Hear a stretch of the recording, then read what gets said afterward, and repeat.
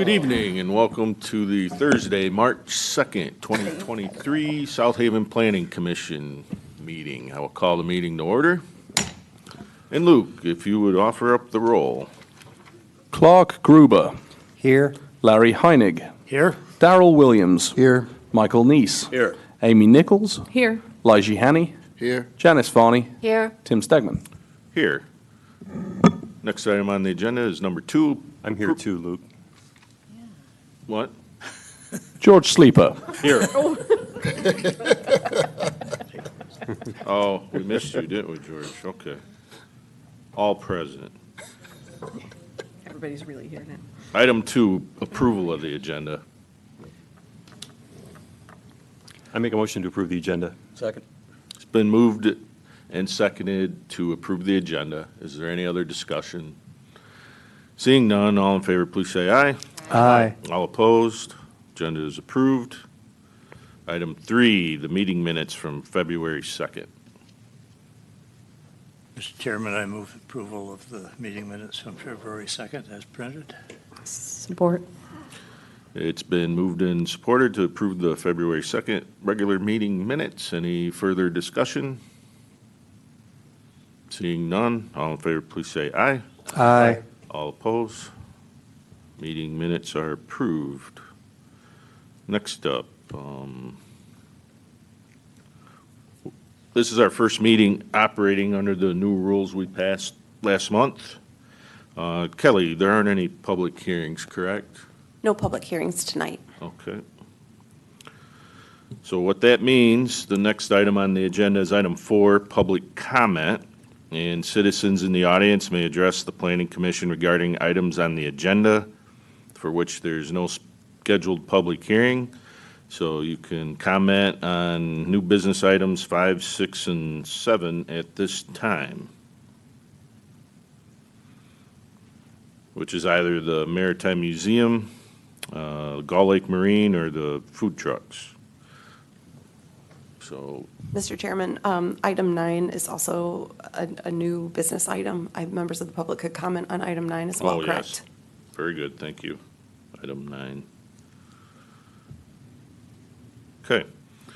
Does anybody wishes to address the commission on any of those items? If so, please come up to the podium, state your name, and you'll have 5 minutes. Name and address, and you'll have 5 minutes. Good evening. Jason Broussais, 300 Black River Street, Landings Condominiums. Just have a concern with the Gull Lake Marine proposal. We think it's I personally think it's a great idea to allow marinas into South Haven.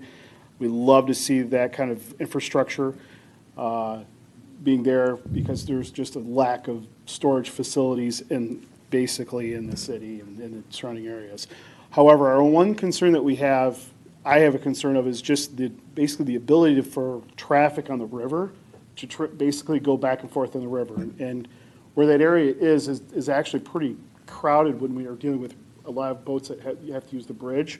So top and bottom of the hour. So if you're there about 5 minutes, 10 minutes prior to the bridge opening, boat traffic is very, very heavy.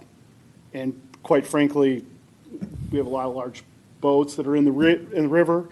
A lot have 12-foot beams, 13-foot beams, 40-footers. And if you get a little bit of wind, a little bit of current, it's very treacherous navigation, trying to just basically keep a vessel there, stationary, waiting for the bridge. So my only concern is when you guys address this, one concern would be is to make sure that we don't impede on the existing width of the river in that area. That's basically my only concern. Otherwise, that's all I have to say. So thank you for your time this evening. Appreciate it. Okay, thank you. Anyone else?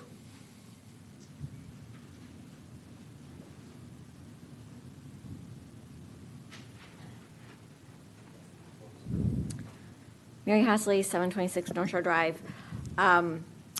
Just as a general matter, tonight does not appear to cause a problem with the people in the audience, but just with the new process, 5 minutes for all these items really is insufficient, and trying to communicate with you in written format is problematic, not very efficient. So the agenda comes out at late on Friday, staff leaves, emails go in.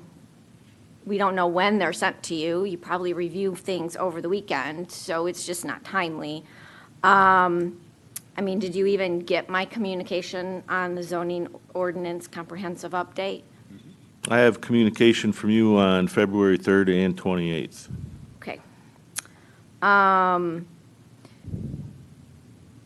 So in this situation with these site plans, again, it does not appear from the first comment that there's a concern, except for the width, which is a very good concern. But for some of these site plans, there could be, and it would not necessarily be simultaneously with a PUD or a special use, and therefore there's no public hearing. And especially in the winter months when not very many people are around, I just feel that things can get pushed through at times when the public is not necessarily here and without a public comment requirement. I think things can happen under the radar, which is not a good way for planning to proceed. So I would encourage you, especially with the rezoning, is to look and ensure that not just the minimal amount is due, but for our small community to make sure there is community involvement, considering that's a vision statement aspect that the city council has accepted, although hasn't done anything with yet. That the public is involved in these things and does have ample time to provide actual comments that will be beneficial and timely received. Last but not least, with regard to the food trucks, I just remind you of everything that I've said thus far. Not much has changed. I do remember comments from commissioners about lack of clarity of terms. I agree with that, especially with the requirement or the aspect of anything, it applies to anything that it is not stationary for less than 10 minutes. Considering that the application has to provide a location, I think it would be much more clear for the food truck license if it were allowed to be at the locations for which it applies. It appears that's part of the process, so that we have clarity about where they are and they are or are not allowed to move throughout the community on the day of operation. I do believe that's a lack of clarity that continues, and I certainly hope that you address that in your review of these food truck recommendations from the City Council. Thank you. Okay, thank you. Anyone else? Okay, seeing no other comments, I will give my PC comment log at this time. Mary Hosley, February 3rd, proposed height ordinance amendments. Elaine Herbert, February 10th, home occupational and ADUs. East, what was the GR? Anybody remember? The GR? Grand Same. Rapids, there was an article about, Yeah, Oh, East Grand Rapids. Grand Rapids Planning Commission discussion, I think it Yeah. was. Yeah, okay. Nancy Nat, February 13th, news article regarding good food truck court in Grand Rapids. Mary Hosley, February 28th, was the zoning ordinance update process.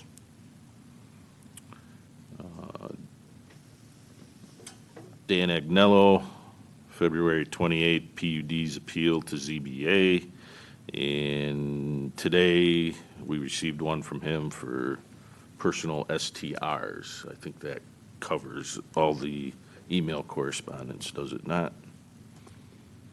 Very good. All right. Unfinished business. We have none. However, do we have an update on, we still have 2 ad hoc committees going, correct? Believe at this time there's only one active ad hoc committee. The shoreline one's completed? So the Shoreline Committee ultimately, I guess that one's probably on hiatus for right now. There's an Okay. application in for a coastal management grant to do a shoreline study. That was kind of the next step in that process. So it's difficult to say, I guess, if it's over, but it's definitely on hiatus. There's no pending work in front of that group right now, not until we hear back about that grant. So do we need to disband that committee? No. No. Okay. So I'll keep it on my radar then, Larry. And then the other active here Fire. would be the fire pit, fireplace. Did they meet this month? We did not meet. I did send some information that was a recap of our last meeting. The group asked for the items that we discussed to be summarized in a table format.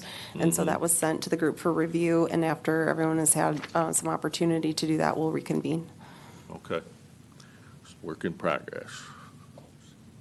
Okay. Probably the other one I want to mention was the, Mary Hosley had asked about the zoning ordinance update process. And Brad, you're here, you're a big part of that. And just a reminder, when we talked about this, we had agreed long ago that we're going to take it piece by piece and look at each thing, do a preliminary approval, but each approval is still waiting in draft form for when the whole document is completed, and then we approve it as one whole document. Is there anything else you would like to add about the process? No, you're correct. And George and Larry, you may want to chip in too, because you sit on the committee. As you know, it's an entire document rewrite. So we have taken chapter by chapter, and we're, what do you think, about 40% around that through the book right now that we've reviewed up to this point.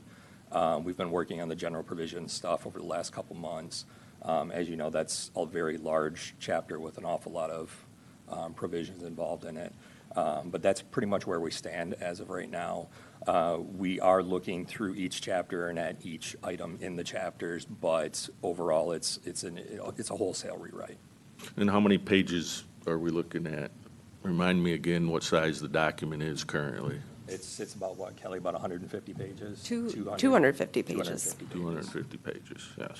And Mr. Chairman, if I can, I'm going to save the comment, I guess, till we got to the agenda item on this one, but at this point in time, I think it's important just to note for the group, we have received some communications from Ms. Hosley with concerns about the process that was chosen to review the zoning ordinance. As all of you are aware, there's a number of different processes that could have been chosen to go through, a significant revision like this. The one that we chose included a small working group to do the preliminary technical work to then hopefully bring what is a substantially reviewed document to the Planning Commission where we can highlight some particular areas of interest where the entire group can weigh in. Obviously, if there are other comments, that would be an appropriate time to do that too.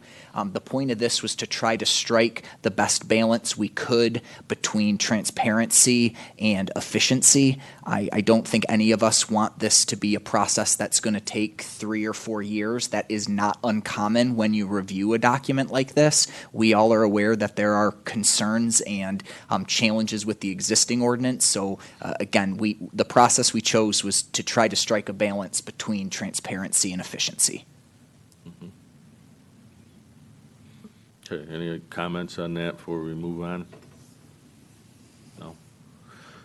All right. New business. Item 5, 260 Dykeman. This is the Michigan Maritime Museum Site Plan Amendment. I assume you'll be speaking to this one first, Kelly? I can, yes. Okay. And as you know, I like to have our Okay. overhead with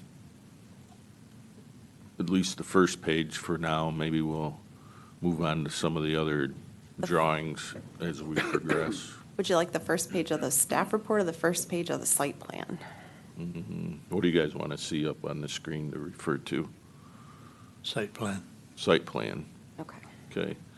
Larry was the first to say anything, so site Fair plan enough. it is. I'll give you, maybe not the very first page, Well, but no. a What page page that do you makes want, some Larry? sense. I'm just looking there. Page 30? I've got, the bottom of the sheet is LS 1.01, It's page 24 of your packet. page 24. Page Thank you. 24. It's going super slow.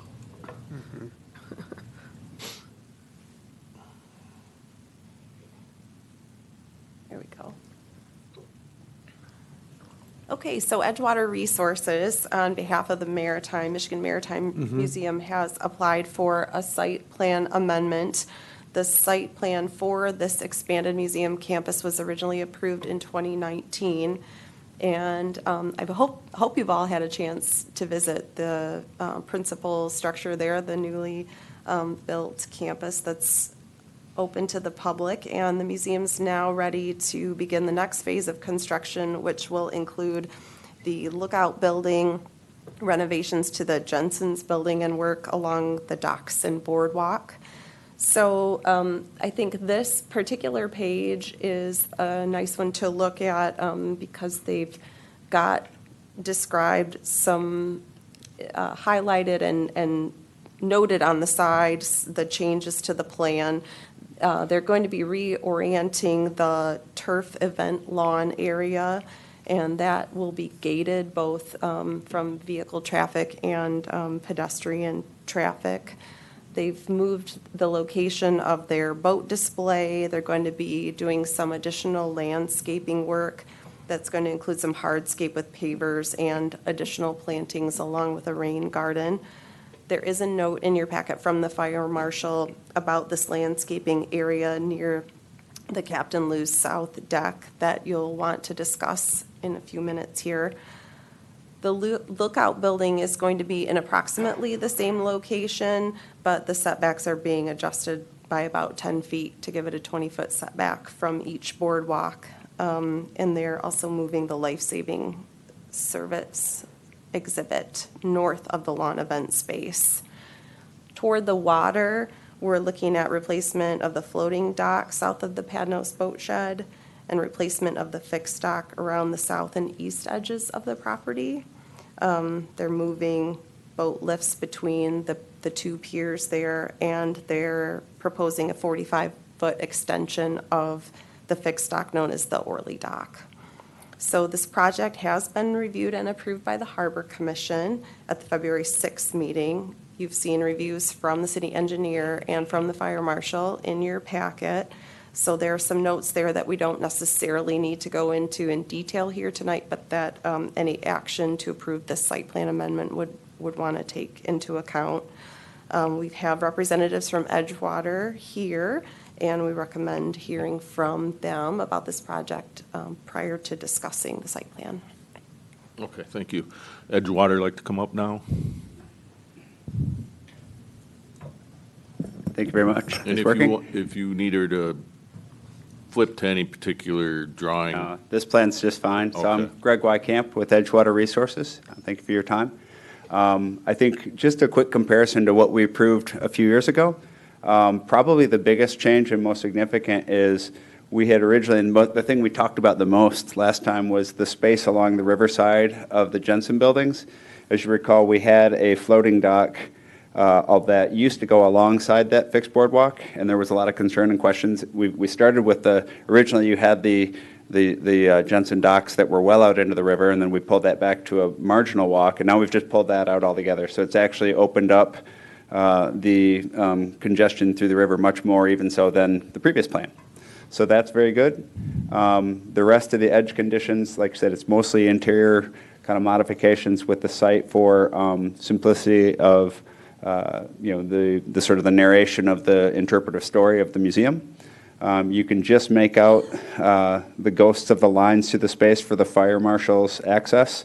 You can just see them going through there. So that lawn area in the middle, for example, will be reinforced turf so the fire trucks can get all the way in. And yeah, we had a 15-foot extension on Orley before, and we're proposing to extend that 30 feet longer. That's probably the biggest change. We're well behind outside of the Federal Nav Channel and the harbor lines and all those sorts of things. So that's basically the major changes from before. okay, does anybody have any questions for Greg? I do, Greg. So the question came up, so the walkway along, next to the newly acquired Jensen buildings. Yes, sir. You're actually once again expanding more space for the river navigation? Correct. We had a floating dock that used to be out further into the river. That was about, well, originally you had the finger piers that went way out in The the river. finger piers went way out in Then the we river. brought it back to just what we call a marginal walk, which runs along the edge. Now we've taken that out. So it's actually creating more open water for Okay, 'cause navigation. there was some concern online that there was going to be less navigation. It looks like you're actually expanding navigation Correct. along that portion of it. Why don't you put up page 37, please? This might spell it out a little clearer.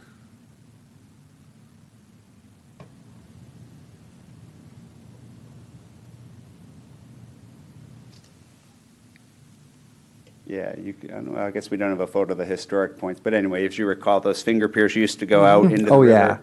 And it's quite a bit more open. And so by removing the marginal dock that used to go along the riverside there, right next to the Dykeman Bridge, yeah, you can actually see it. Is that it? Yeah, blow that one up some more. Yeah. Yeah. Yeah, so we've Then- taken that out. So basically, it's going to create about another 10 feet of space for the boats that will be there mooring broadside. So it basically creates another 10 feet of navigational room in there, or approximately. Okay. So that should help there at the riverside and so forth. Could you explain what the crosshatch is along the, going from the Captain dredging Moose there? to the corner? Please come up to the podium. Yeah, that's permitted dredging area. So we're doing a little bit of dredging for navigation purposes. Greg, I have a question. It didn't show on the last site plan, and maybe you can just answer this in general. Next to the Jensen Annex, when I was there the other day, I noticed that there was a restroom. I don't see it on that last plan we had. I've seen it on other plans, and I actually saw it physically. Yeah. But I was wondering, are you removing that restroom that's there? Correct. The new facilities will be in what we're calling the lookout building, is that building right on the corner there. Yes, okay, so you're going to incorporate the restrooms into that building? Yes, ma'am. Okay, thank you. Another question I have, too, is have you decided on the final lighting for the building itself? The lookout building? Uh-huh. No, that's in architecture right now, so we're still working on it. Is there a concern, or Only- it should have similar character to the main building is what I would tell you. Yeah, I'm so. assuming that, and certainly our lighting, requirements as well. Absolutely, yeah. So same architect, same team, same contractor, same everybody, and we are big fans of dark sky lighting and really protecting that maritime character of the harbor in there, so. Great. Yeah. Thanks, Greg. Anybody else? No? Okay. Thank you, Greg. Thanks, sir.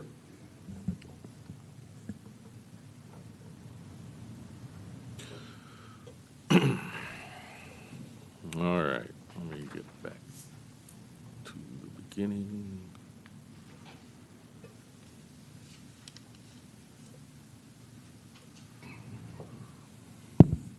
All right, does anybody have any questions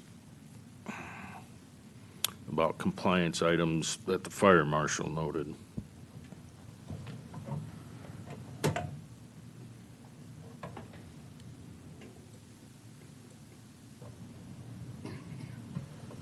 Okay, how about city engineering review? Any questions there?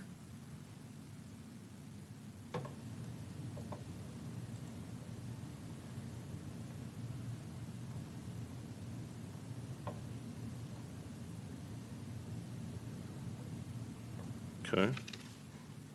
What do you want to do with this item? I'm ready to make a motion. I make a motion to approve the site plan amendment for 260 Dykeman Avenue with the recommendations 1 through 3 in the staff report, and an additional recommendation number 4, that the lighting shall conform with section 1710 of the South Haven zoning ordinance. Support. Okay, it's been moved and supported. Is there any additional discussion on the motion? I was wondering if we could include the reviews, the department reviews in that too, with especially the fire recommendation as well. I was considering that part of the recommendation number 1. Okay. Number 1, yeah. And number 3, both of them. Does that suffice? Mhm. Okay. As long as that's covered. Okay. Anything else? All right, do you want to do a straight vote or a roll call on this? What do you think? We'll do a straight, yeah, that's what I was thinking. Okay. All in favor, please say aye. Aye. All opposed? Motion carries. Okay. We'll move on to item 6. 206 and 234 Black River Street, Gull Lake Marine Site Plan Review. Is this Kelly again? Okay. And we are now on page, what are we on the agenda? 44. Probably start with 62. 44 is the start. 44. 44 is the beginning, yeah. Takes a long time for it to load with all those drawings. Yes, page 44.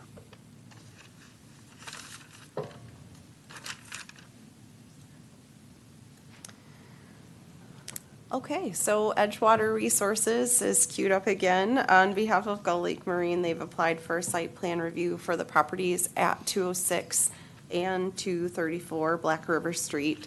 This is a former All Seasons Marine property that was purchased by Gull Lake and is a full-service marine operation, including sales and service. And the primary work occurring for this project at these sites will be to add an accessory building to each site to separate work traffic, so to speak, from pedestrian traffic and to renovate the docks at the 206 property. So if we look first at the 206 site, you will see that there is a new proposed parking area to the north along with the indoor storage building.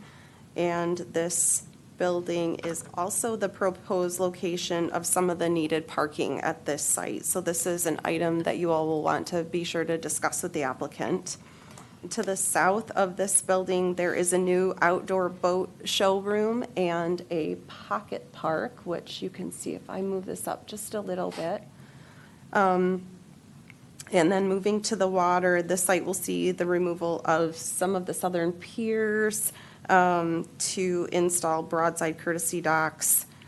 Moving back north, they'll install a lift well and replace some of the northernmost docks at that site. So then if we shift to the 234 property, let's bring up this page just because it was the first one that was easy to get to. We'll see the addition of a rack storage accessory structure that is a 3-story structure that's enclosed on 3 sides and will match aesthetically with the buildings that are being constructed at the site at 206. They're going to move the lift well there and reconfigure some of the parking to ensure separation between these marine lift well operations and public and guest traffic, which will enter farther south in the site. There's no proposed changes to the fueling station or existing docks. The fire marshal did make a note that there's one parking spot in the northwest corner that may need to be removed in order to allow for fire access, but this can be field verified during construction. So as with the museum, this project was reviewed and approved by the Harbor Commission at their February meeting.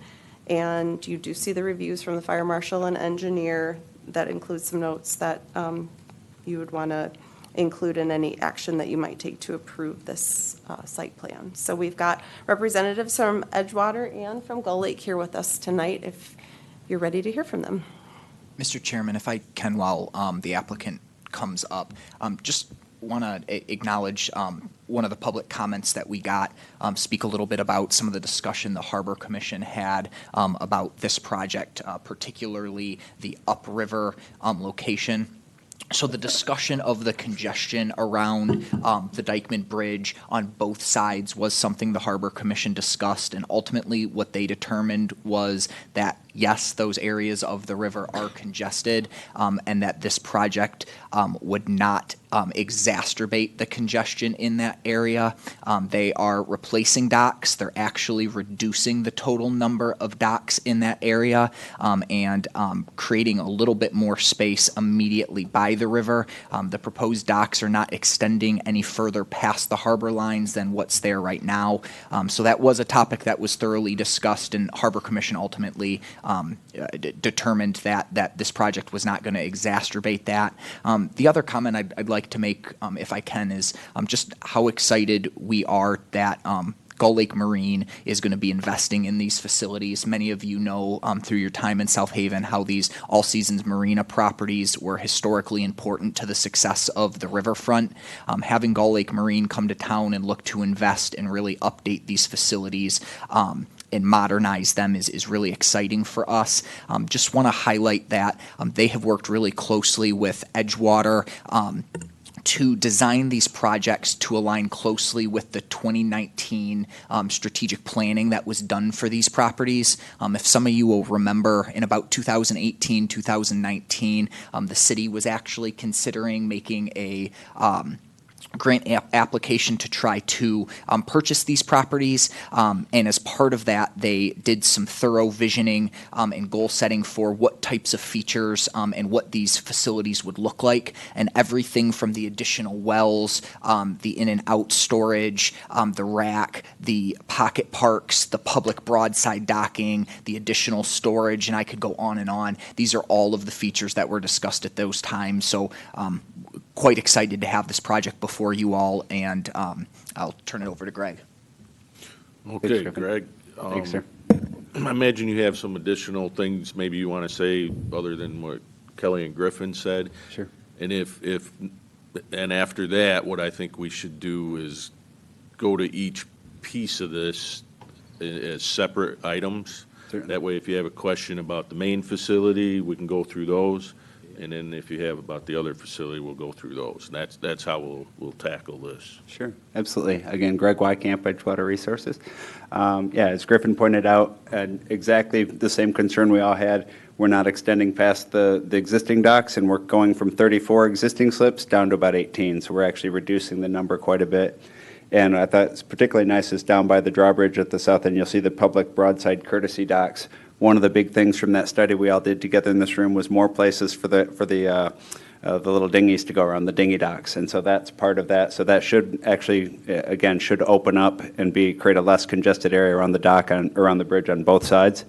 So it's still going to be tight and congested, but this should improve things. So I guess that's basically it. You've seen the improvements, and they're fully committed to doing a really nice job, and I guess I would just take questions. I think they've really expressed and outlined everything pretty well. Greg, on this one, sorry, Mr. Chairman, but the one other comment that I know the Harbor Commission emphasized was discussing the parking. This is a little bit more of a unique parking layout. Do you mind talking a little bit about that? Yep.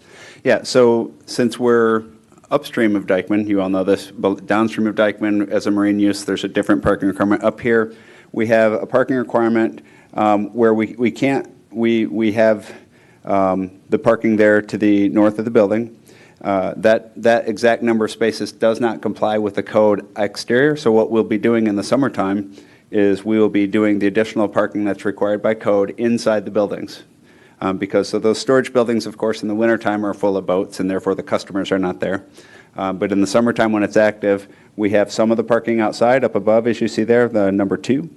And then the rest of the required parking will be inside the buildings. This is a strategy used at Eldine's in Holland, at Spring Lake, Grand Haven. There's several other places.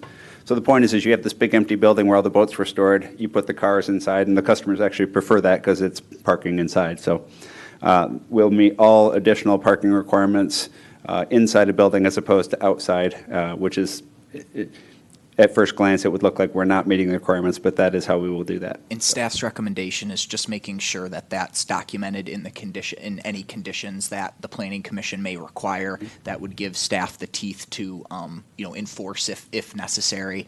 But in terms of meeting the parking requirements, it's based on the usage of the slips. So obviously the summer is when those slips are being used. So it's a little more unique of a layout than I think we're used to, but I know staff's comfortable with that. If the planning commission is, we again would just suggest making sure that that's noted in a condition. So one, that it's documented, and two, that staff have something to fall back on in case there is ever a time where code enforcement's necessary. Yeah. How many designated are on that plan, designated parking spaces? We have as many as we can get on the outside, which I think is, I'm not sure the exact number, but I know we have more than enough inside the space, inside the building. How so many are showing on this plan? 2, 4, I didn't 6, count. 15, yeah. 15, how many docks The are there? deficiency. There are 18 docks. Yeah, the staff report notes that there are 15 deficient spaces. Yeah, they'll be inside. I'm sorry. Thank So you. there's 12 showing So that there's are 12 showing, yes. Yes, correct. not indoor? Right. And I believe the parking requirement is a parking space and a half per slip. Note 7 on drawing LS-101 says there's 16 spaces inside the boat storage building. So the 16 and 12 would be 28, which is one more than, Would we have to designate a calendar date when those spaces would be, I mean, when does summer start? You know, when does the period start where, April 15 to October 15 is when the municipal marinas are open. Yeah, so that's That when could the be, spaces that would could be a reasonable I date. would think so. Sure. Okay. And where are the spaces, in the existing building or the proposed building? I would expect they'll be in the existing building. Existing, because the proposed will be rack storage and. It'll have different storage uses. Yeah, but, we'll have different storage. So, Okay. but yeah, I think the boaters will go for those spaces before the outdoor spaces every time to stay in the shade. So, and of course, it's to their advantage to have that. One of the other key things is, I think it's important to note, and it wouldn't show up in these drawings, but Gull Lake has now procured off-site storage, and so all of that visual clutter of the empty trailers, the cradles, and all that mess that you see out there, that will all go away. None of that will be stored outside in the way that you've used to for however many decades it's been out there. So it will be a dramatically improved visual character for sure. So. Kelly, what's the best image we have of the property line in the neighboring property to the north? Yeah, it's right there. Here, on Yeah. what's currently shown. So I know there's some confusion, and Griffin, if you want to talk about this, go ahead. Because I know the city vacated a portion Sure. of Black River Street in order to give Yep. the access needed. I'm happy to. So, yeah, as Kelly's mentioning, this is a project that, the city's been working with the applicant on for several months at this point. So obviously, at the top of the page, you can see the line, which is the property line. There will be some requirement of screening in that area because of the adjacent residential property to the east. But south of that, part of the reason for the parking being laid out in this area is because of the underground utilities, some utility easements in that area, and then because of the awkward shape of the parcel, there's actually a little triangle kind of on the left side, top left side, that you can see. I don't know if Kelly can point that out. Very similar to where the entrance to that parking lot will be. There was a section of property there that the city council vacated right away back to Gull Lake Marine. There's still plenty of existing road right away there, but that allows this site layout to work. George, don't mean to put you on the spot, but on council, I don't know if you want to mention anything about that action that you all did, but that probably took place 3 or 4 months ago in terms of working with Gull Lake Marine, the Public Works Department, and City Council to make that space as productive as possible. yeah, there was no issue with doing that on city council, so. Now, is there a reason staff isn't recommending a fence be put up in this situation between a commercial and a residential area? So the zoning ordinance requires screening. It does not require a fence. My understanding is that landscape buffer was what was going to be used. So that's the only reason. The proposal is meeting the ordinance in terms of screening. We've got about 15 feet of space between the pavement and the property line, so plenty of room for a lot of landscape in there. So. All right, any further comments or questions while we're on this particular parcel? I was curious about this piece of the property and the other side, too. How many employees are there? Good question. Currently 12. 12, and are they seasonal or are they full-time? Full-time employees. Full-time 12, Yep. between both. Yes, Yeah. between both Okay. locations. Don't go away, I have a question. Can you speak a little bit about your new marine tech program that you're doing with LMC South A Haven? little bit. I'm not really involved in that, but we're working on an apprentice in marine tech with LMC, with the city of South Haven, I believe, also.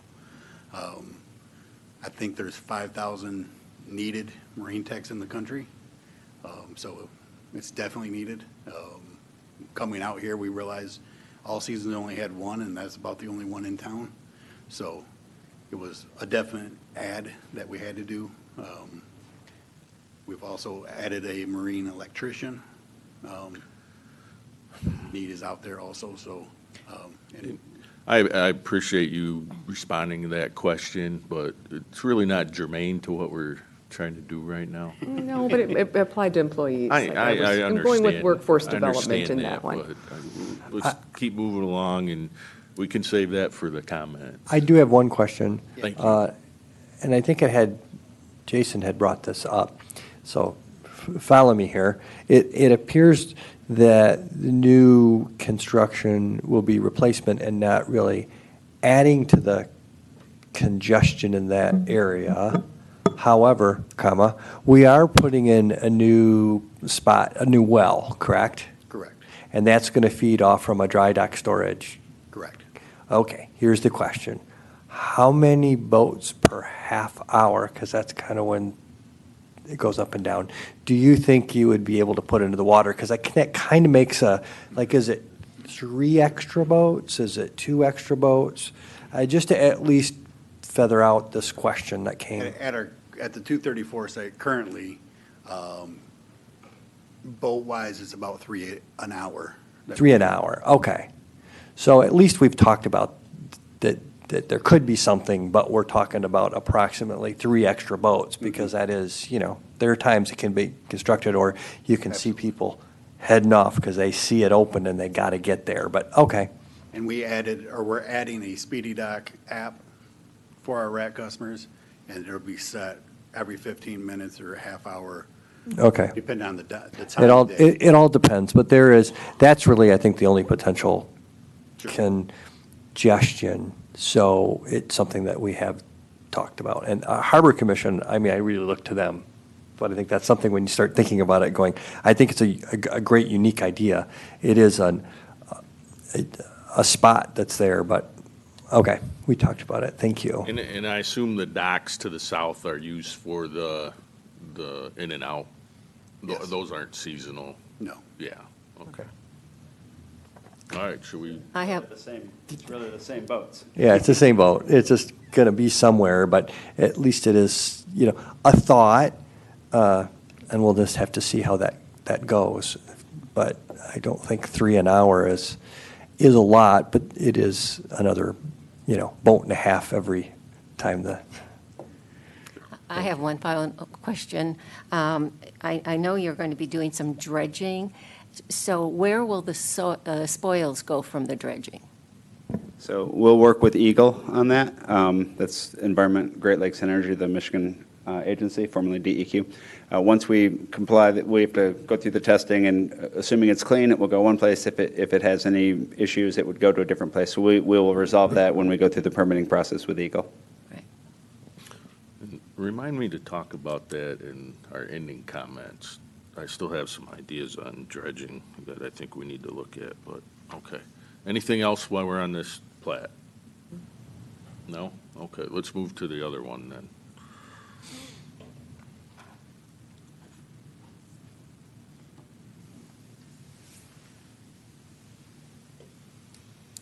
All right. So on this one, so probably the biggest change here, of course, we have the proposed dry rack storage building there. We have drawings of that. The architect for that is the same architect for the Michigan Maritime Museum and the Lookout Building. So she's looking at all of these in context and how they fit in with the character. Absolutely under the 35-foot height and all those sorts of things, so fully compliant. It is going to be a very nice-looking structure. If you look at the drawings, I think the technical drawings don't do it justice. It is more detailed than you're used to seeing and probably nicer than either of the existing buildings from the character perspective, so we think that's nice. Yeah, there we go. You'll notice that we're breaking it up in scale. It's got a different roof in terms of, it's meant to have a little bit more character and a little bit lighter and less, so that like the third level up there is actually sort of translucent, so it'll be less visually imposing, but again, fully compliant with all existing codes, no variances of any kind there. And then if you go back to the site, this is, I think, a really important safety improvement.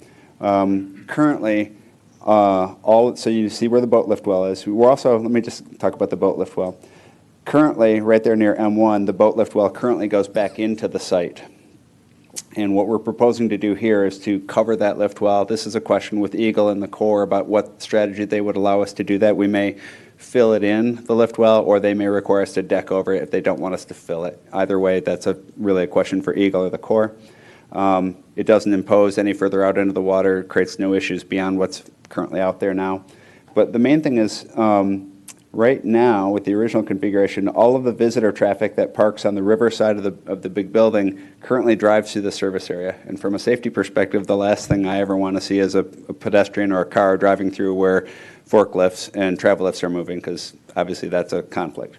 So what we've done is we're closing that off.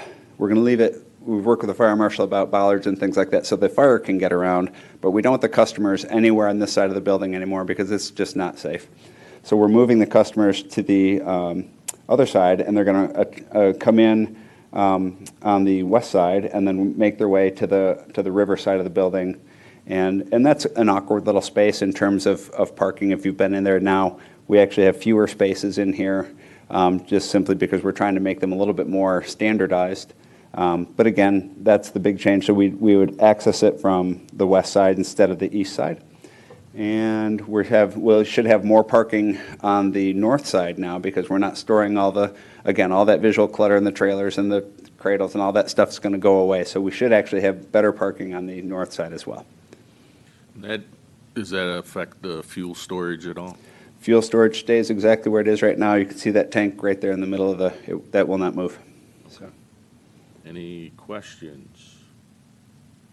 If I can add, Mr. Chairman, the Harbor Commission again also discussed this location kind of thoroughly. That really the two notable comments they had on this one were that the existing docks at this location, there's no changes being proposed to them at this time, as well as there's actually quite a bit of excitement from the Harbor Commission in terms of the internal upgrades being proposed to this building and some of the benefits that'll provide to the municipal marinas on both sides of the facility. Yeah, better service. And if you go back to, I know, Mr. Stegman, I think you participated in that process. I will say this is the first time I've run a community process where we put up pictures and ask people to put dots. And the fuel station and the travel lift well were covered with dots as the things that are most important, which is not normally what we get. And so again, with Gull Lake, they're basically, I think, going to really improve on the operations. It will look dramatically better, and I just think they're doing a great job. So, I think had they hired us to do that study, this is the plan we would have drawn. So, very excited about it. And I think in regard to the parking too, similarly to kind of the congestion comment about the bridge, parking congestion is definitely, a reasonable concern in this area. I think similarly, staff's position on this one is, it's a goofy layout no matter what in terms of just the shape of the parcel and how big that building is in the middle, and that this parking or this proposed parking layout is doing the best they can to make efficient and safe use of that space when it comes to access for the fire department and location for vehicles. As Greg mentioned earlier, there's no parking requirement on this location, but they've definitely gone out of their way to make sure that there's ample parking for customers, so we're not taking away from the other marina and public spots in the general vicinity.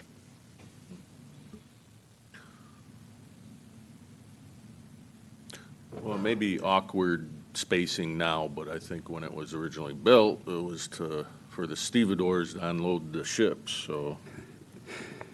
There's that. It was perfect design then. We would have to, we'd have to I've been start over around with a that new long. building to really fix it. Used to pull the wagon up there and unload the crates off the ship. Yeah, exactly. All right. No more questions for Greg, then I'll just say thank you and. Okay, thanks. All right.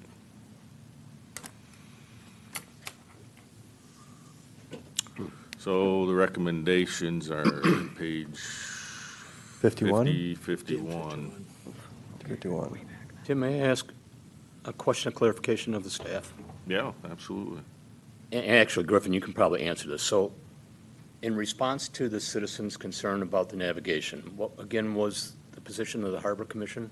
That the proposed project was not going to exacerbate the congestion in those areas. Good. And you're talking the property closer to the bridge, correct? I'm talking about the concern that the resident of the condos had about the congestion on the river by the bridge. Mm-hmm. And I just wanted to make sure that that was said as succinctly that our finding, the Harbor Commission's finding was it does not exacerbate that problem.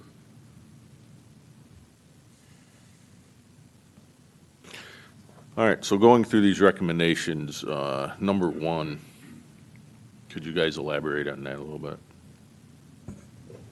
Talks about parking spaces and Sure. the dimensions. Yes, so the current site plan shows some parking spaces available.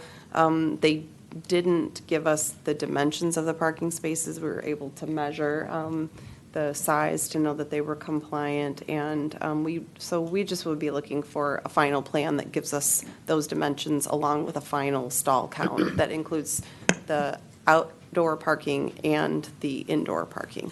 And what size lot or parking spaces are we looking for? What dimensions do we want to see? Perpendicular stall sizes are 9 by 20. 9 by 20. So what's showing there now, do you feel that to scale is pretty accurate, or could that change significantly? Looks accurate. It's accurate. Yes. We printed the plans at Yeah. full scale set Okay. and measured it. All right. So following up on that, note number 7 on the one drawing where it says there's 16 parking, additional 16 parking located within the proposed indoor boat storage building. You want to see more details than just the number? You want to see? Correct. Right. Correct. And of course, when the building inspector would have to inspect it to issue an occupancy, that he would have to certify that those meet the area requirement for the sizes and that the number's correct. Okay. All right, any further questions on recommendation 1? No? Let's go to recommendation 2. You guys have any discussion with that item?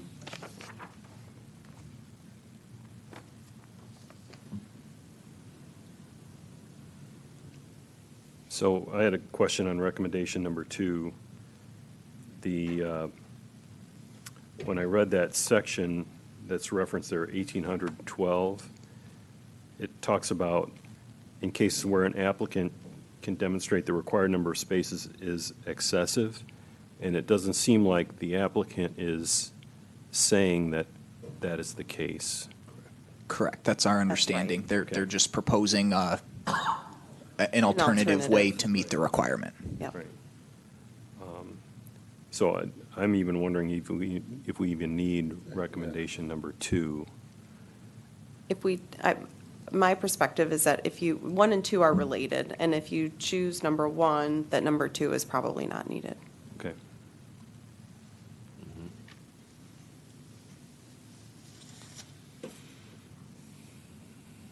All right, 3 is the fire marshal. Anything on that one from you guys?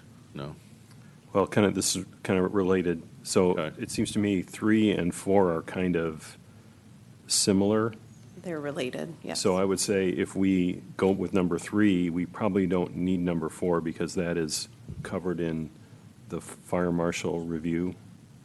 Is that accurate? Yes, again, Yes. and 4 would be more site plan specific. I was looking for indications on the site plan of what the radii might be for the corners.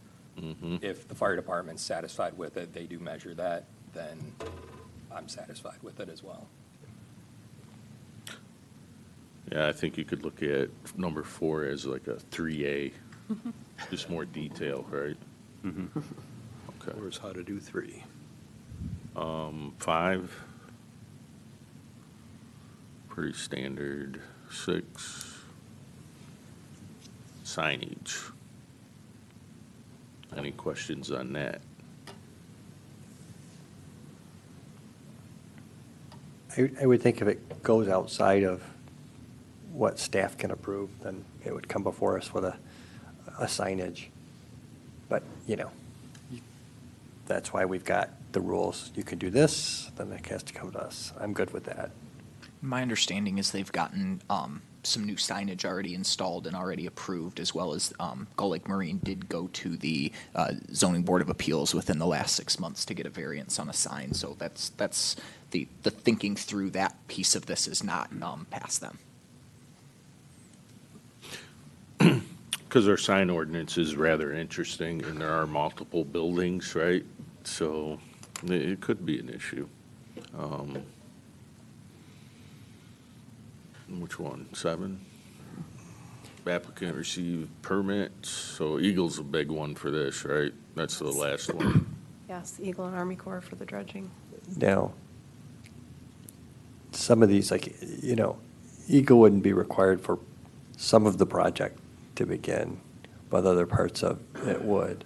Yes. I would just hope the applicant works with staff to get, not to start anything that they didn't get the permit for. There's just a lot of permits, but then there's a lot that can be done on the site without the permit. And I would hate to delay a project and say, you've got to have all your permits lined up before you can start any portion of the project, so. And Greg can probably speak to it even better than we can, but what we've been learning over, let's say, the past couple years with all of the interaction with Eagle on high water levels and so on and so forth is there's kind of a catch-22 when it comes to Eagle, because we want to see all of the permits when we bring things before you all, but they want to see all of your approval before they issue all the permits. So these conditions is kind of how we've been able to get past that. I eat chickens and eggs. Okay, number 8, any other reasonable conditions? Any thoughts on that? And I'll just revert back to, while this is still going to be a marina, the use of the marina is going to change with the in and out. And so when we talk about the fencing, we really haven't talked to the neighbors, and this is going to be a more used site. So I don't know if we should put something in there that, if the neighbors don't like all the new activity, maybe we should require the option that they would have to install a fence. I And think fencing is a reasonable condition to place where screening is required, and we've done that in other situations. we've done it a lot. Correct. Yes. You all could like fences. do it as a condition this evening. I would not be comfortable with saying, based on the feedback of the neighbors, you all need to make the decision whether or not you want to make that a condition. It can't be at some point in the future. And if I may too, Tim, Yes. the reason that the screening was proposed as are deemed acceptable without the fence is because the zoning ordinance specifically speaks between commercial and residentially zoned property. And all of this property along the river, even where the housing is all zoned in the same district. It's all waterfront business district. Okay, So that's the reason why. all right. So just something to think about if you want to add it. I'm not making the motion, but just something for you to think about. Because it'll be a higher use property at this point. Yeah, and what kind of landscaping is going to be there? Is it just going to be low-lying landscaping? Will it be taller landscaping? What Well, kind of it would have landscaping to be a certain opacity, so what is that percentage? 60, 80? 80? 80% opacity. 80 with at least a minimum of 5 feet tall. Yeah, so I would point out two things. We're getting to the drawing. One, if you look at where the building is, it's important that all the new activity will actually be on the opposite side of the building. So what they'll be viewing, there's those 15 parking spaces. There you go, those parking spaces. The activity will actually be on the other side of the building. So the building itself, I think, is going to screen most of that new activity. But the landscape up there, we may need to add a little bit more there. But at this point, we know this complies with what's in the zoning, but it hasn't been an issue. And I think primarily what you're looking at is a cleaned-up parking lot and the back side of the building, and then there's more landscape along the side of the building. So we're actually viewing the building, and that part is actually more of the screening than anything else. It's kind of how we thought about it from a strategy. And number two is going to be used for parking. It's That's it. parking today. Yeah, There's in exactly. and out today on top of, not today, 2 years ago, a lot going on there or just laying around there, so, Yeah. okay. Yeah, aesthetically, this will be dramatically better. The point in the activity is spot on, but that's why it's kind of oriented. Or an earlier concept, we actually had the lift up there is up on that side, and we ended up going to the strategy for that exact reason, to provide that separation, that distance, and have the building in between. So you'll be looking at a nice new building, and I mean, you can see what they've managed to do with the old building. It's so much better. So anyway, we hope that would be sufficient screening, but that was our strategy. And these are the problems we have to discuss when You said we, 80%? our predecessors have allowed so much residential creep into our business zoning. All right, any other thoughts on this one? And we've gone over the 8 recommendations, so unless there's anything else, I'll look for a motion.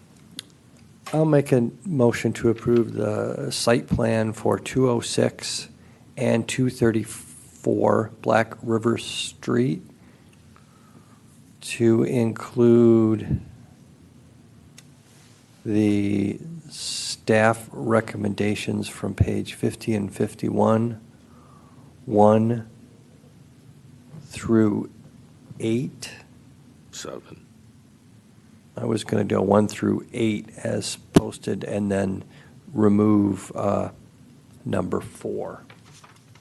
We also removed number 2. Two. Number 2 as well. Number 2? Yes. Number 2 was the one we were going to remove? And 4, Okay. 3A. 1 through 8, removing number 2 and number 4. And 4 is because of redundancy, because of number 3. Would you like to add the dates that the parking, inside parking has to be available? April 15th. I'll have that done and then number 9, the dates for the indoor parking availability would be April 15th. Mm. April October 15th through October 15th. October 15th. That would actually fall into item 8. You don't have to do a 9. Oh, under item It's in the other. 8. How's that? You guys can That's fill all in. right, Luke and I are with you. Got it. We understand. Support. Okay. Now, is everybody clear? Should I have Luke read that to you? So it's 1 through 8 minus 2, with the addition of number 8 spelling out April 15th through, what was the last date? October. October, -2 and -4. Minus 4 as well. yeah. 2 and 4. I actually kind of like 4 being in there myself. I think it's specific enough. That's that 3A. 3A, yeah. Yep. Well, you did say no 4, correct? Yes, he did. No 4, because we've got 3. That's what I seconded. Yeah. There's no 4. So now I have to vote no. Someone could amend the motion to re-add number 4. But I can't from this spot, unfortunately. All right, it's been moved and supported. Any further discussion before you gut any more of the recommendation? All right, seeing none. All in favor, please say aye. Aye. Those opposed, motion passed. Good luck with both the projects. Thank you for coming in. We're really excited to see the new changes there. Very good. Okay, it's 8 o'clock. We're an hour in. Is everybody good, or do you need a break?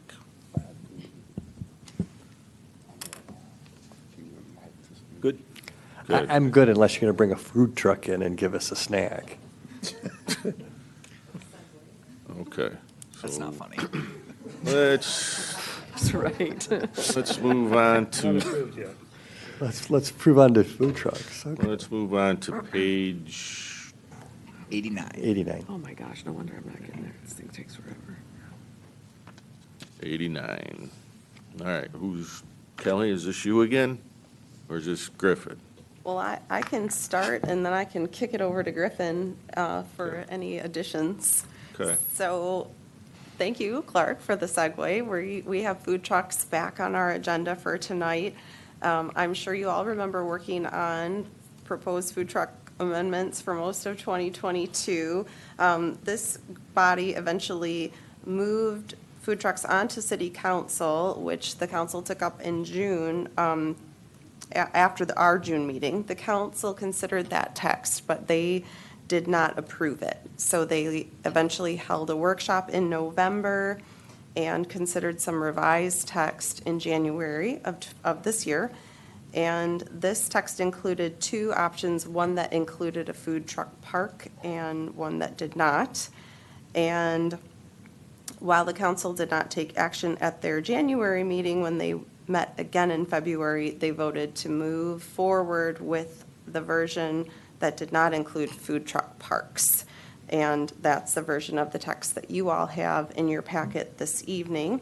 The reason that we are reviewing the text again is because when the city council considers proposed zoning amendments and makes significant changes to the text, the planning commission is required to review this text and make a recommendation to the city council. So you do have the text in your packet, and I just wanted to run through some quick highlights, if you'd like me to. Please. So food trucks operating within the city would be required to have a permit issued by the city clerk. Permissible locations would be governed by the zoning ordinance for private property and by city council resolution for public property. The ordinance would allow 1 food truck by right as an accessory use on private parcels in B1, B2, B3, B4, and the industrial districts, I1, I1B, and I2. There are no food truck parks, and there are no food trucks permitted in the central business district. The current vending season would be eliminated, and operation would be permitted year-round. Operating hours would be 7 a.m. to 10 p.m. Another change from the version that the Planning Commission last reviewed is that this ordinance would permit the city council to set a maximum number of licenses permitted by resolution. And they would be given on a first-come, first-served basis. The number being considered right now is 10. So 10 food trucks would be allowed to operate in the city. The proposed ordinance amendments would allow for food trucks operating in conjunction with a council-approved community event to be exempt from permitting requirements. For private events on residential parcels, they would be allowed up to 2 times a year. And the ordinance allows the council to establish a fee structure. So, as a reminder, we are reviewing this text tonight because the zoning ordinance requires it. And I'm going to turn it over to Griffin. I'm not going to take long. You did a great job, Kelly. I think really all I'm going to do is kind of highlight again of why we're here and why this is getting brought back before you all. As you all will remember, over a year ago at this point, actually about a year and a half ago at this point, the city council originally sent the topic of food trucks to you all. At that time, it was sent to you all with very little direction. You all did a quite thorough review at that time, looked at the topic from a lot of different angles and recommended a proposed ordinance. That was then taken to the city council. There were parts of it they liked, parts of it they wanted to change. Ultimately, they got in the ordinance to the point where they were happy with it, but they could not formally adopt the ordinance before sending it back to you all. So that's where we're all at this point, is you all recommended an ordinance. City council made some changes based on their policy prerogative, and had to send it back to you all before it gets sent back to them for formal adoption. I will, again, don't mean to put you on the spot, George, but I know you've been in a unique position kind of working through this through both different perspectives, so I didn't know if there, in terms of background, was anything else you wanted to add in terms of this topic. Well, I know that this commission has worked a lot on our food truck ordinance, and it was, I think, at a couple of city council meetings at least, I think even more than that, as well as the food truck workshop, which I know a number of planning commissioners attended that workshop. So I think between the two groups, I think we've got something that's very good, and I think it's ready to go back to city council myself.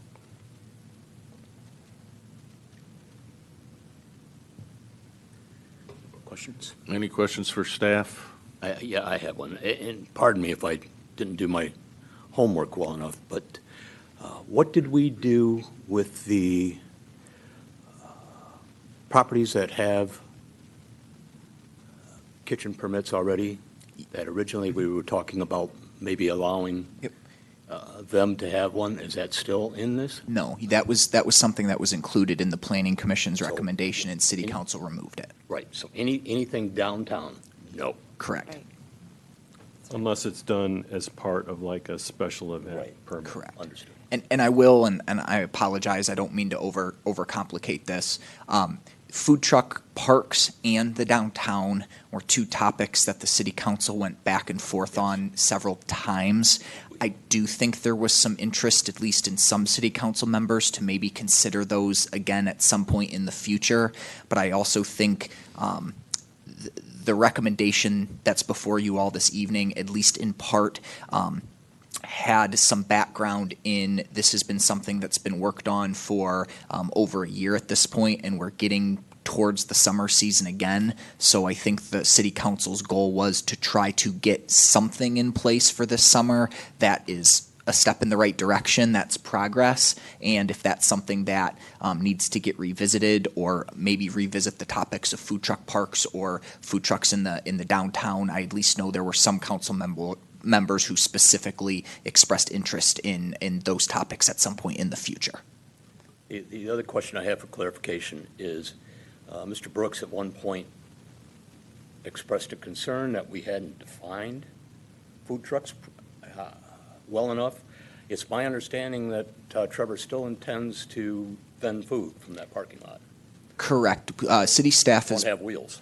City staff has been working with Mr. Brooks on an alternative layout for his site. So it may well be a food truck park, but it won't be a food truck.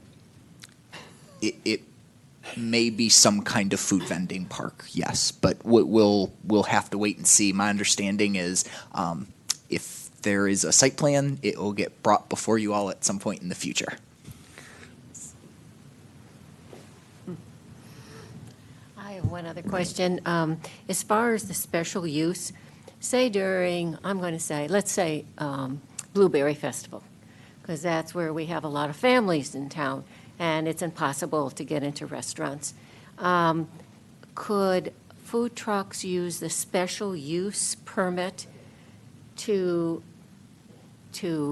put a food truck somewhere downtown, whether it's associated with a business or not? Could they use that? No. as a- No. So the special events, there's kind of two options. One of them is in conjunction with the city council approved event. So that would be like Blueberry Fest. We've had all those vendors down by the South Marina for my entire life. I mean, it's going to continue to allow those types of things.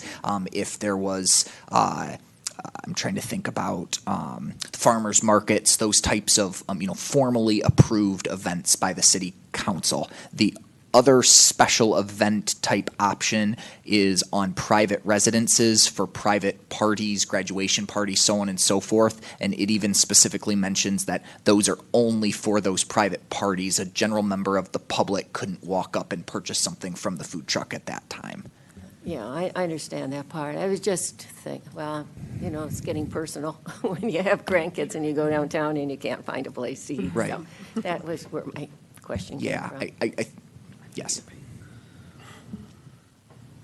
Any other questions for staff? I have a question. If we chose to do so, we could make a motion to accept this report from City Council and reaffirm our original recommendations and send it back to them. Theoretically, you could. Theoretically, you could do that. I think you acknowledge receipt of this, and then, like you're saying, if you wanted to do the original motion, we could do that as well. Yes. Yeah, theoretically, you could acknowledge receipt of this and send it back to council, and you could also say that you still stand behind your original recommendation. All of that would be appropriate. I would just suggest, but bluntly, I would still suggest, so we're not starting to spin in circles on this one, that even if you are not formally recommending this updated ordinance, at least acknowledging it and sending it back to council, so if they so choose, they could move forward with it. They don't need our approval on what's in front of us. They don't need your approval, they do need you to send it back to them. To review and report back. And I'm not nearly as sophisticated as Larry, but from what I heard, I think the intent would be we recognize their authority to do what they want. However, our recommendation still stands. But that basically would be the position with my suggestion, or my question. Yes. And I would want to know from staff, if we took that action, City Council could still move forward, and we would make sure that we have done what we need to, council has what they need to do, even if they decided to say, thank you for your recommendation, but you've seen this, then they can go forward with their plan and Yes. not go starting back from zero. Okay. Correct. As long as you're acknowledging this and sending it back to them, you can add anything else you would like about, still recommending your original one. Okay, thank you. I have a question for the staff. Based on the special events, did anything come out with the churches and regulating the churches? Because I know that there was a separate thread with that and emails that was going around and round. What was? Yeah, so there was some concerns expressed. So if you all will remember, in your original recommendation, there was an exception called out in the residential districts that food trucks would be allowed on institutional uses, churches and schools. That was also a section that was removed by the city council. But my understanding is city council was still comfortable that churches or other institutional uses would have the option to have food trucks going through the city council approved community event parameter. So a church, for example, Mr. Williams, they wouldn't by right be able to operate a food truck. They would have the ability to apply for a special event to operate a food truck. Gotcha, which is limited. It's limited Restricted, based I on should what say. city council approves, yes. Thank you.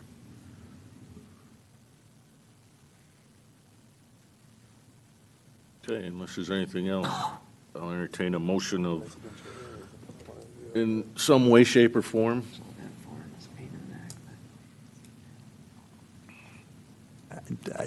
And You don't have to. You did the like I last one. screwed up so bad, no, I was, I would hope someone else would put something out there that will allow council to move forward and understand what we were really thinking, so. Right. Well, I'll make a motion to approve the food truck ordinance as presented to us and forward it to city council for approval. Is there support?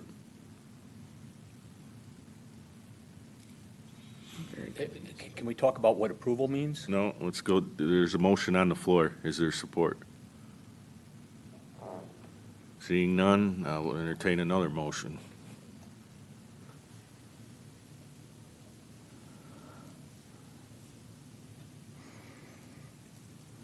Again, I don't know if this is going to work, but I'll make a motion that we acknowledge receipt of the council's recommendation, and we resolve to, with that acknowledgement, stand by our original recommendation. Does that cover what you wanted to see, Griffin? Or do you want I believe so. I guess if you all are comfortable, I'm good with acknowledge. I'd prefer in the motion to send this back to city council. You put that phrase in, I'll support. You can say, Yeah. so you said acknowledge and send back. Acknowledge and send back. Thank you. Knowing And that- also, And also that we prefer our first Yes. option. second, You did. oh, third, 3A. it's a food truck, I'll just have seconds. All right, it's been moved and supported. Any further discussion?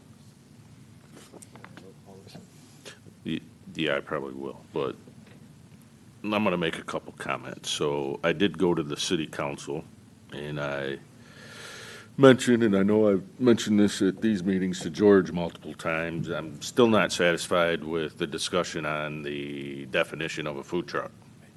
And especially so because now we're looking at 365 days a year, and you can have a unattached trailer permanently on site. That's one thing. And number two is, I think the idea of a limit of 10 is ridiculous. A limit of 10 is a ridiculous parameter. I think it should be unlimited, but that's just me. Nope, not just you. No, not just me. Well, the limit can be easily changed by resolution at the city council, so. I don't even think there should be a limit, though. Shouldn't even have to do a resolution on it, so. I agree with you, but there were a lot of members of city council that didn't agree with that. But what was the reasoning? I mean, why limit it? What's that Well, gonna accomplish? The concern was that there was gonna be a large influx of food trucks that were going to impact brick and mortar, already established businesses. See, I think if you're the savvy food truck guy and there's a limit of 10, you could do 10 DBAs and go in and swoop them all up. Yep. Sure you can. Playing the bald guy with the cat on a 007 type of scenario, right? That's the tragedy with that. So anyway, that's why I wouldn't support the motion that you had made. Thank you, Mr. Blofeld. Yeah, you're welcome. All right, anything else? Motion's been made, it's been supported, I've spoken. That's enough, I guess. All right, so we'll do a roll call. Luke, please. Sleeper, Yes. Varney, Yes. Gruber, Yes. Williams, Yes. Heinig, Yes. Neese, Yes. Nichols, Yes. Hanny, Yes. Stegman. No.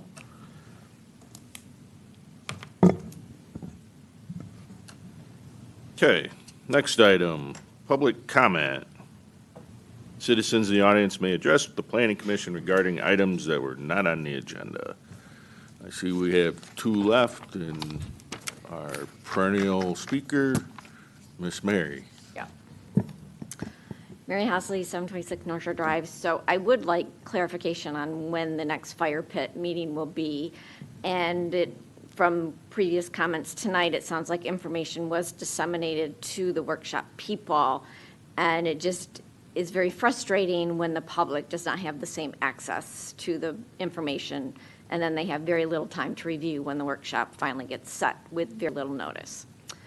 And I would like to know when the next houseboat meeting, so I know that's really under the city council, but the staff people here do help navigate that. So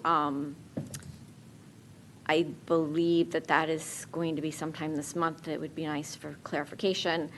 And last but not least is I would appreciate a better, more transparent representation of communications. I've now experienced twice having my efforts not accurately reflected, in my opinion, which is bias by nature with regard to this subject, because it's mine. So I have that opportunity. Last month, Chairman, you made the comment, and I'm sure it was completely unintended, but you talked about communication with planning commissioner members and making sure staff had it. And I actually had written staff and copied certain members whose addresses I had. So I had not actually reached out to members directly. I had actually reached out to staff members, but with the short notice, I copied the few people I did know. Because reaching you is not easy, especially when agenda items come out late on a Friday afternoon, and I suspect all of you read things over the weekend, and if staff leaves without forwarding emails, like the email I sent on Friday that didn't get sent until Tuesday, after I followed up. So that's the thing. We're supposed to have public access, to have public comment, but that doesn't happen with how everything goes. Also, with regard to the comments today, there was mention of process. What was failed to be mentioned is that it wasn't just process, but it's also substance, because known errors within our planning, and this was raised with regard to demolition and excavation, and I was told at that time that issues in the planning zoning code would be addressed through the rewrite, but those exact issues those texts have been not rewritten, have been left as they are, and so substantive issues of not interpreting or having to creatively interpret continue, because the known issues have not been addressed by not making the language more clear. So when you are representing the communications from the residents, I would request that more care be given to what they write, because if they're writing, they can't be here, and especially now with the new agenda, we're very limited on the amount of time we have to speak. So with that shortened time to keep your meetings at a shorter time, I would just request that more effort be put by staff or the chair in representing the communications from the public so that there's an accurate record. Well, I'm going to just interrupt for a moment to answer that one, okay? I assume everybody receives those and they've read them, and my job's to give a quick synopsis. It's not to read them in their entirety. Understood. Okay. But the quick synopsis, in certain circumstances, I think has not been as clear and transparent as it could be. Okay. And that's the message, because words do matter, and to make sure that concerns are adequately represented, I would, especially, Well, again. we're assuming everybody read and understands what was said, and I can't reread those in their entirety. It'd take hours. No, that's not what I'm saying. Okay. So I what just I'm- wanted to comment on No. my thought on that, so Yeah. you can keep keep going. But on what with I'm it. saying is that when you do a synopsis, to please give due care to ensure that it's accurate with regard to the concerns raised, that it's not always just a process concern, it's a substantive concern. And if you say just process, then it appears that the substance is okay, but the substance is not always okay. And I would hope the commissioners would take the substance into consideration. Correct. But again, as you're representing for people who can't be here, there's a misunderstanding if the synopsis is not clear. Thank you. Okay, thank you. If I could say something in explanation of the purpose of a steering committee. Sure, Larry. We do not feel as a steering committee that it's the steering committee's job to propose changes in the ordinance. We're guiding the consultant on the rewrite. We're looking at formatting. We're looking at making it easier to read. There are things that come up that need to be revised. A few simple things that have to do with making it easier are being recommended now. There are other things that are going to need to come before this commission. We're not going to recommend them as a steering committee. There are still more things that are going to require public input before anybody recommends anything. So this is not a one-step process. It's going to take some time to go through it all and go through it correctly and in the detail that we want to. Okay. But steering is not rewriting. And then probably one other follow-up George? with that was Great. the houseboat. What is there, a houseboat committee? There is. And that's a city council. Yes. What is the houseboat committee? I don't know. The city council created an ad hoc committee to study the topics surrounding houseboats and floating homes. That committee's been working for 6 or 8 months now. I'm expecting that they're going to be considering some recommendations to city council probably in the next month or so. So what is that, a harbor commission ad hoc or? No, it is including members of the planning commission, harbor commission, and city council. Okay, and who's the person from planning commission on this one? Clark.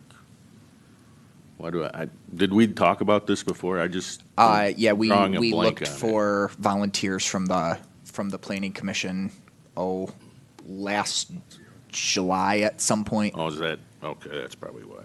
Yep. And they've been meeting monthly. I can answer Mary's question. The next meeting is scheduled for March 14th. Okay. And at that point, the committee's going to be discussing what potential recommendations could look like. So again, similar to food trucks, hoping to get that committee wrapped up prior to summer season. March 14th, is that here? Yes. And what time? It will be at 5:30. 5:30. Okay, thank you, Greg. And yes, and the notes and minutes and materials associated with that are all posted on the website if anyone wants to look at those. Okay, very good. Tim, if I may too, Yeah. I don't know if it's helpful or not, but I just want to acknowledge that the communication that we received from staff on the fire pits last week, there was not any new information. That was simply a reformatting of the information put into a table for us with the addition of graphics that Luke did from our aerial view. But there was absolutely not one sentence of new information there. It was simply formatted in a way making it easier for us to work. Okay. I agree. All right, Kelly. We've got no unfinished business discussion, but we do have a new business, which is zoning ordinance comprehensive update. I'm going to go Do, ahead and and I'll let I'm going to Griffin- go ahead and do this one. Yep. I'm going to keep it very brief because I know we've talked about it a couple times this meeting already. But an update on this project was brought before you all 4 months ago, 3 months ago, and at that time, staff represented that we were going to try to bring updates to you all about quarterly. Primarily, these updates are just to keep this project on the forefront of all of your minds, recognizing that you all as the Planning Commission will be playing a large role in this process. With that being said, I won't kind of repeat my comments from earlier in the meeting about why we chose the process we did. The only other comment I'm going to make is just going on of what Larry mentioned, that part of this project is working through these topics and splitting them up into different buckets. What are, technical by nature, what are policy decisions, and what are probably master planning items for some point in the future. I know the committee, made up of Larry, George, members of city staff, as well as a member of the public who's not on any of these boards and commissions, as noted in the memo, has been very diligent and I would say respectful about not making dramatic changes. Instead, there will be some topics that will be noted and brought before this group so they can be discussed more thoroughly in the public when we get to that point. But we are trying to strike a careful balance between getting some changes implemented and doing this as transparently as we can. So with that, on the note of transparency, we have the last couple meeting minutes noted to this agenda, to this staff report. They can all be found on the city website. Happy to answer any questions, and we'll just, I guess, conclude with thanking George and Larry and the rest of the group for all their time. I know it's a heavy lift to do the work we've done to date. We're trying to do the best we can to efficiently do the steering committee work and then bring this information to you all for the next step. Okay. Anything? Yep. Again, I want to restate what I thought was the goal. And the goal was to make our ordinances more clear and usable and try to clear up the confusion. I loved what you said, Larry. The danger that my little Will Robinson flag goes up is anytime you cross over into policy. For instance, how we administer zoning is different than clarifying the language. And I want to make sure that there's separation from that we're not changing who makes the decision on this and who makes it. That has to be considered by us before that happens. Correct. And I would agree with what you said, that the goal here is to make this a clear and a more usable document.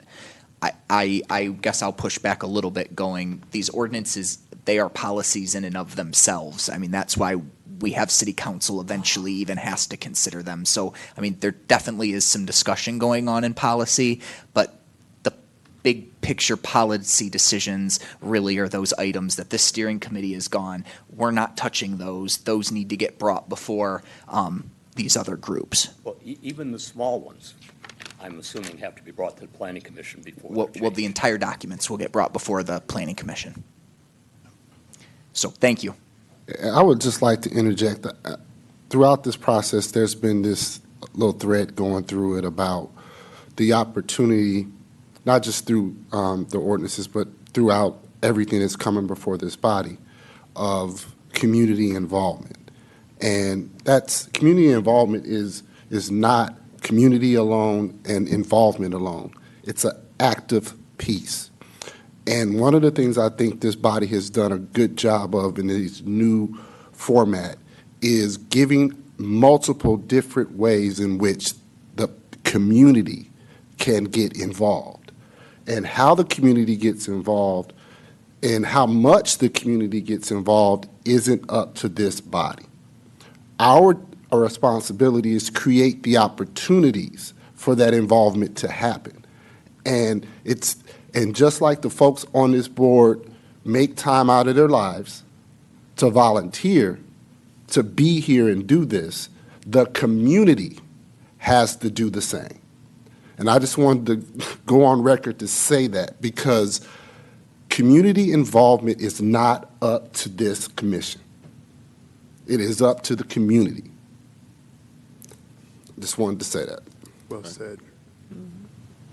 Anybody else? No? Is that So is that all we have for item 9 then? Unless there are any other questions, and again, we'll do our best to bring another update in the next quarter. All right. Thank you, Griffin. Thank you. Any staff comments?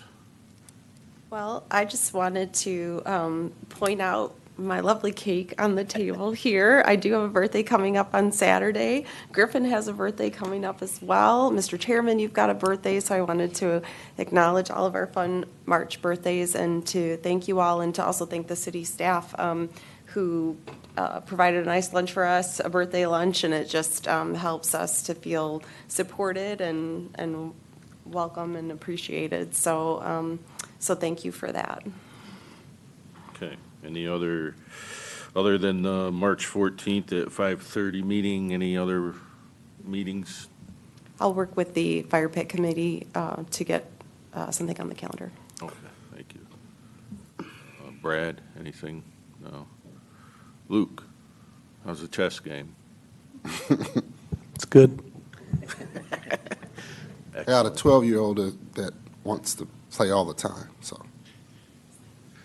All right, let's see. If memory serves me correctly, it's George's turn tonight to start. Wonderful.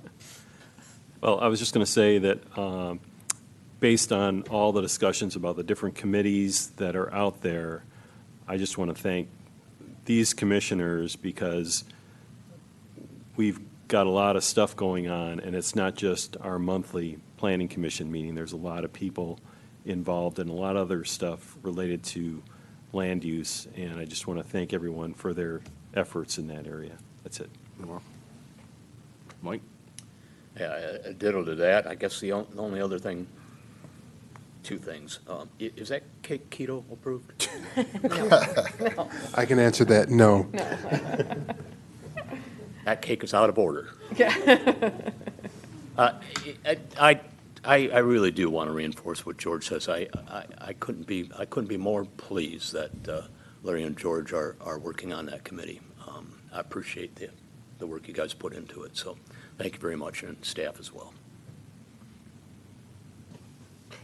All right, I can't be a good husband without saying this. My wife's birthday is today. Oh. So I just want to acknowledge that. Yeah, but also Kelly has his cake to sell. Yeah. You want to take my piece? Yes. Take the names out. Yes. But also the youth development person in me wants to say something really quickly. Tonight is senior night for the South Haven basketball team, and Raymond Parks, Isaiah Brody, DeMonte Hudson, Joseph Langston, Elliott Williamson, Justin Frazier, and Dimitri Barrett. Great young men. Their record this year is 16-5. It's one of the best records that South Haven has had in quite some time, and they're great young men, and they all will be going on to college. So I just wanted to say that. All right.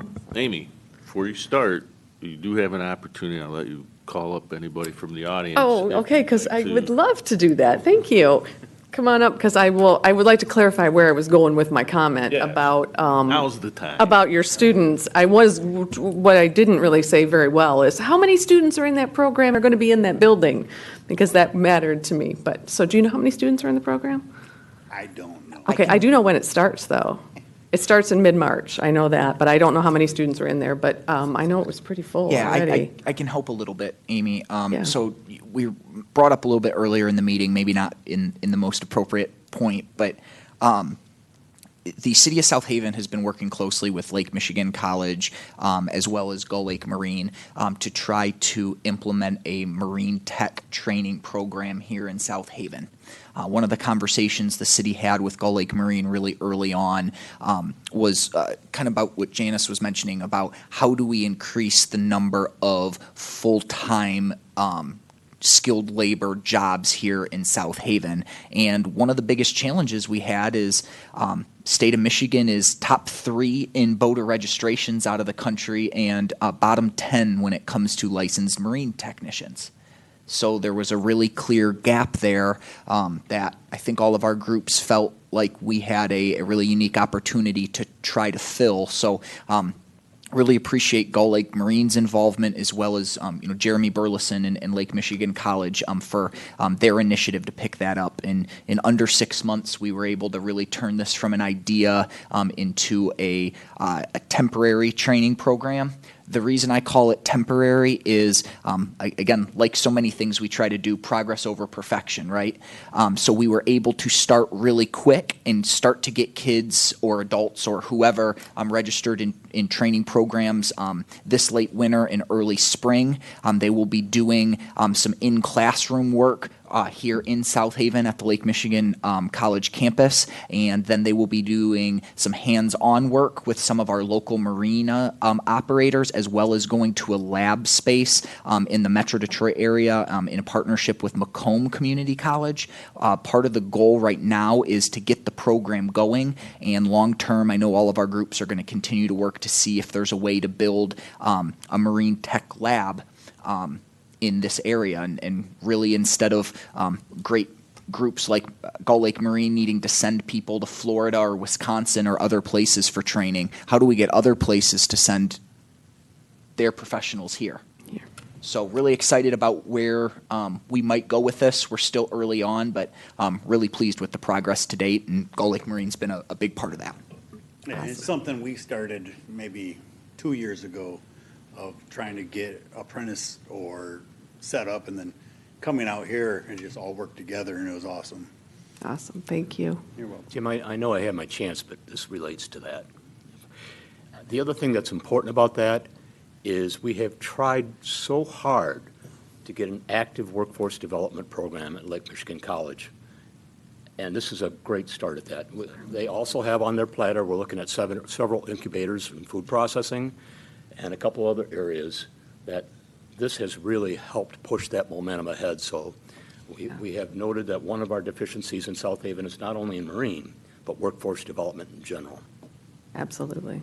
So thank you for that. I was just wondering how many students were going to be in there, but it didn't come out right when I said it, of course. So I'm not going to say one more thing, though, because, well, I'm going to say one more thing. But happy birthday, Kelly. The cake is not keto, but there are plates and forks and stuff, so please stay for cake. Thank you. Happy birthday, Kelly and Griffin, and thank you, fellow commissioners, for your service. I thought the meeting process tonight went well. I think that was an improvement. Something I would request, I'd like to see us also maybe lead with for boards and commissions is kind of acknowledging, somebody calling and noticing not being in a meeting versus a no-call, no-show. So maybe we can also look at when people aren't here and they've made notice, to give an excuse.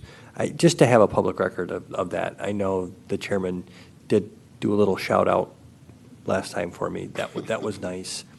And I do want to thank, happy birthday, Kelly. Thank you. I was not aware that Griffin's birthday was on Saturday. Thank you. Larry? Nothing to say. Nothing.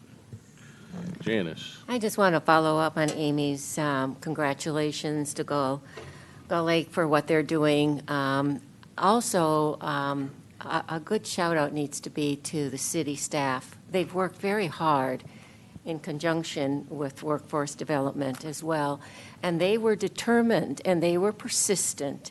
And they actually got the president of LMC here to make their case. And it was a strong case.